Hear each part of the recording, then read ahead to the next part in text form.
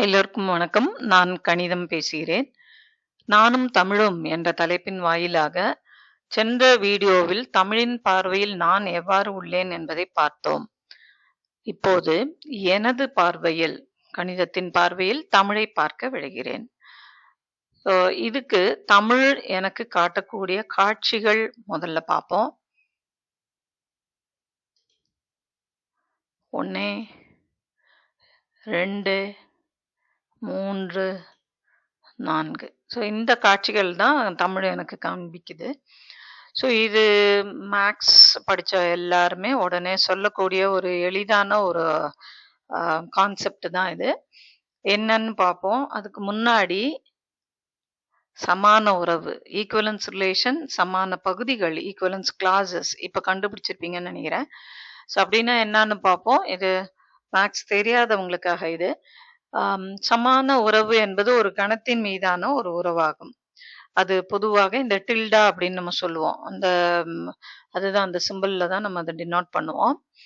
So எப்போ அந்த உறவு இந்த 3 பண்புகளை கொண்டிருக்கோ அப்போ அதுக்கு நம்ம என்னன்னு சொல்லுவோம்னா சமான உறவு அப்படின்னு நம்ம சொல்லுவோம். இந்த சமான உறவு மூலம் இந்த செட்டுல அது பிரிக்கும். அந்த செட்டை எத்தனை பிரிவுகளா பிரிக்க முடியுமோ அது அந்தந்த கேஸ் பொறுத்து இருக்குது. ஸோ அது ஒவ்வொன்றையும் நம்ம என்னன்னு சொல்லுவோம்னா ஈக்குவலன்ஸ் கிளாஸ், அதாவது சமான பகுதின்னு சொல்லுவோம். ஸோ அந்த பண்புகள் என்ன அப்படின்னா ரிஃப்ளெக்சிவ், சிமெட்ரிக் அண்ட் டிரான்சிட்டிவ், அதாவது பிரதிபலிப்பு தன்மை.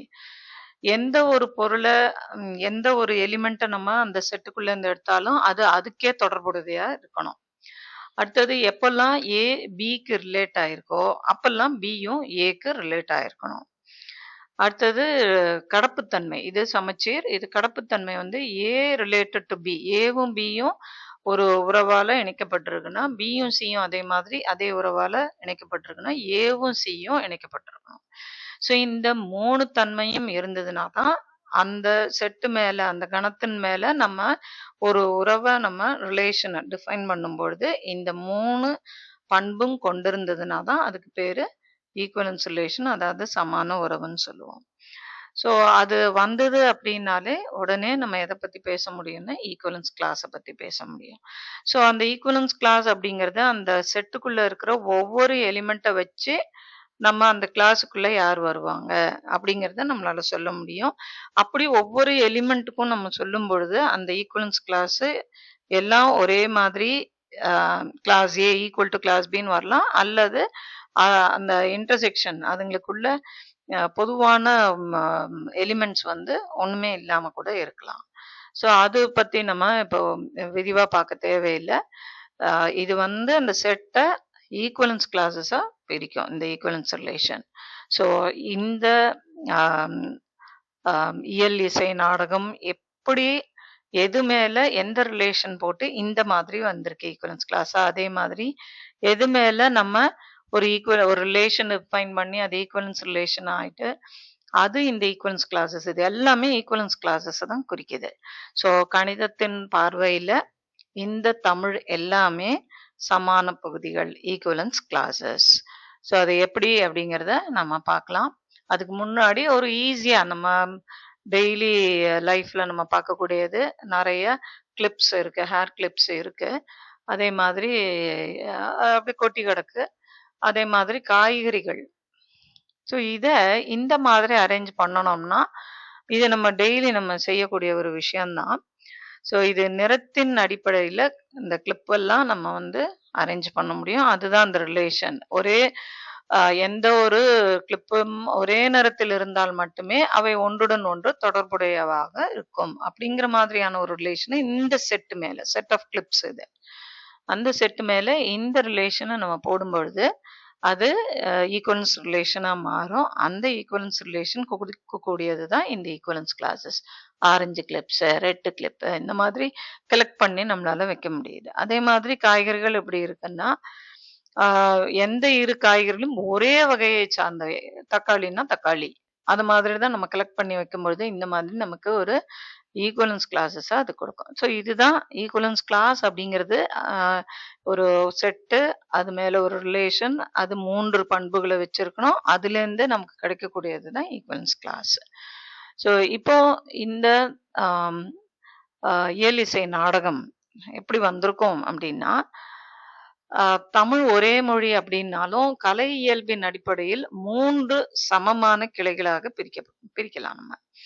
எப்படி அப்படின்னா, இப்போ மனத்தின் எண்ணங்களை எழுத்து மற்றும் பேச்சு வடிவாக தெளிவாக எடுத்துரைக்கும் கலை தான் இயல். அதே போல காதுக்கு இனிய ஓசையையும் தாளத்தையும் அடிப்படையாக கொண்டு பாடப்படும் கலை இசை. உடலின் அசைவு, பாவனை மற்றும் உணர்ச்சிகளால் கதையை வெளிப்படுத்தும் கலை நாடகம். ஸோ தமிழ் ஒரே மொழி அப்படின்னாலும் இந்த கலை இயல்பு அப்படிங்கிறத அந்த மொழி மேல நம்ம சொல்லும் பொழுது அது இந்த 3 கிளைகளாக நமக்கு அதை பிரிச்சு கொடுக்குது. ஸோ தமிழின் சமான பகுதிகள் அவைதான் இந்த இயலிசை நாடகம். அது தமிழின் வெளிப்பாட்டு வடிவங்கள். ஸோ இப்போ தமிழ் மொழியின் மெய்யெழுத்துக்களின் சமான பகுதிகள் அது என்ன? அதுதான் நம்ம இந்த வல்லினம், மெல்லினம், இடையினம் அப்படின்னு முதல்ல காமிச்சது. அது எப்படி வந்திருக்கு அப்படின்னா, தமிழில் உள்ள 18 மெய்யெழுத்துக்கள் ஒலியின் தன்மையில், அதுதான் அந்த ரிலேஷன், அது ஈக்குவலன்ஸ் ரிலேஷனாக இருக்கும். ஸோ அதன் அடிப்படையில் 3 சமான பகுதிகளாக ஈக்குவலன்ஸ் கிளாஸஸாக பிரிக்கப்பட்டுள்ளன. ஸோ காங்க, சாங்க, டன, ரா வரைக்கும் இருக்கக்கூடிய இந்த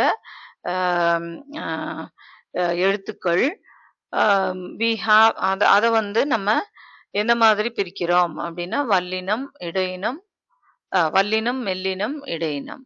ஸோ இந்த ஒலியின் தன்மையை பொறுத்து நம்ம இதை இந்த மாதிரி ஈக்குவலன்ஸ் கிளாஸஸாக பிரிக்கிறோம்.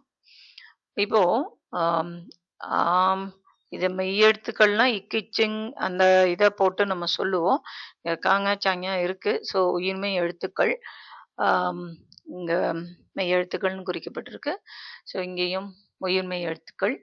ஸோ இதனுடைய சமான பகுதிகள் இப்படித்தான் வருது. ஸோ இதுவும் நம்ம மேக்ஸில் பார்க்குறோம் அப்படின்னா எப்படி நம்ம பார்க்குறோம்னா ஈக்குவலன்ஸ் கிளாஸஸாக தான் பார்க்குறோம். ஸோ சமான உறவு இருக்கு, சமான பகுதிகள் இவையெல்லாம். அடுத்தது பண்டை தமிழர்களின் வாழ்க்கை நெறி. ஸோ இது நம்ம மனம் சார்ந்த உணர்வுகளை வச்சோம், அரசியல் பொருளாதாரம் சார்ந்த உணர்வுகளை வச்சோம் 2 வகையாக பிரிக்கிறோம். ஒன்று அகம், இன்னொன்று புறம். ஸோ வாழ்க்கை நெறி மேலே இந்த மாதிரி ஒரு ரிலேஷனை நம்ம போடும் பொழுது அது ஈக்குவலன்ஸ் ரிலேஷனாக மாறி நமக்கு கிடைக்கக்கூடிய அந்த ஈக்குவலன்ஸ் கிளாஸஸ் தான் இந்த அகம், புறம் அப்படிங்கிற அந்த 2 வெளிப்பாடு. ஸோ பண்டை தமிழர்களின் வாழ்க்கை நெறிமேல் உணர்வுகள் என்ற ஒரு தொடர்பினை வரையறுக்கும் போது அது ஒரு சமான உறவாகி வாழ்க்கை நெறி அகம் மற்றும் புறம் என்ற 2 சமான பகுதிகளாக பிரிகிறது. ஸோ இந்த வாழ்க்கை நெறி 2ம் கலந்து இருக்கிறது. இதை தனியா நம்ம இல்வாழ்க்கை நெறி மற்றும் புற வாழ்க்கை நெறி அப்படின்னு சொல்லி வகைப்படுத்துது. அப்ப இதுவும் ஈக்குவலன்ஸ் கிளாஸ். இப்போ அடுத்தது இந்த குறிஞ்சி, முல்லை, மருதம், நெய்தல், பாலை இதுவும் ஈக்குவலன்ஸ் கிளாஸ் தான். எப்படி அப்படின்னா புவியியல், உணவு, வாழ்வாதாரங்கள், பழக்க வழக்கங்கள், தெய்வங்கள், உணர்ச்சி நிலைகள் மற்றும் அன்றாட வாழ்க்கை முறைகளை உள்ளடக்கிய ஒரு தொடர்பினை தமிழ் நிலப்பரப்புகளின் மேல் வரையறுக்கும் போது அது ஒரு சமான உறவாகி, அதாவது ஈக்குவலன்ஸ் ரிலேஷன் ஆகி அந்த தமிழ் நிலப்பரப்புகளை 5 சமான பகுதிகளாக, அதுக்கு அந்த ஈக்குவலன்ஸ் கிளாஸஸ்க்கு திணைகள் அப்படின்னு சொல்றோம், இந்த மாதிரி வகைப்படுத்துகிறது. ஸோ நமக்கு புவியியல், உணவு, வாழ்வாதாரம், பழக்க வழக்கம், தெய்வங்கள், உணர்ச்சி நிலை, இந்த அன்றாட வாழ்க்கை இது எல்லாத்தையும் பேஸ் பண்ணி அந்த லேண்டை, தமிழ்நாட்டை நம்ம பிரிக்கும்பொழுது இது இந்த 5 பகுதிகளாக பிரித்து கொடுக்குது. அதை நம்ம குறிஞ்சி திணை, முல்லை திணை, மருதம், நெய்தல், பாலை திணை அப்படின்னு சொல்லி நம்ம தமிழில் படிச்சிருக்கோம். ஸோ இந்த தமிழ் எனது பார்வையில் இவ்வாறாக ஈக்குவலன்ஸ் கிளாஸாக தான் தெரிகிறது. ஸோ சங்க இலக்கியம், தமிழ் நிலப்பரப்புகளை நிலப்பரப்புகளை 5 திணைகளாக சூழலியல் மண்டலங்களாக வகைப்படுத்துகிறது. ஸோ குறிஞ்சி மலை சார்ந்த இடம், காடும் சார்ந்த இடம், ஸோ விவசாய சமவெளிகள் அது மருதம், கடற்கரை சார்ந்த இடம் நெய்தல், வறண்ட மண்டலம் பாலை. ஸோ இது எல்லாமே இப்போ இன்னைக்கு தமிழ் நமக்கு காமிச்சிருக்கிற அந்த எல்லாமே எதை பேஸ் பண்ணி வந்திருக்கு அப்படின்னா ஈக்குவலன்ஸ் கிளாஸஸ். இதே மாதிரி இன்னும் நிறைய விஷயங்கள் கூட ஈக்குவலன்ஸ் கிளாஸஸா நம்மளால பார்க்க முடியும். திருக்குறள்ல அந்த 3 பகுதிகளாக பிரிக்கப்பட்டிருக்கிறதும் சரி, இல்ல சில காண்டங்களாக ராமாயணம், மகாபாரதம் அதெல்லாம் கூட பிரிக்கப்பட்டிருக்கிறது ஒரு ஈக்குவலன்ஸ் கிளாஸஸ் மாதிரி தான். அதையெல்லாம் நம்மளால பார்க்க முடியுது ஆஸ் மேக்ஸ். ஸோ அடுத்த வீடியோல இன்னும் எனது பார்வையில், கணிதத்தின் பார்வையில் தமிழ் எப்படி இருக்கு அப்படிங்கிறத பார்ப்போம். நன்றி, வணக்கம்.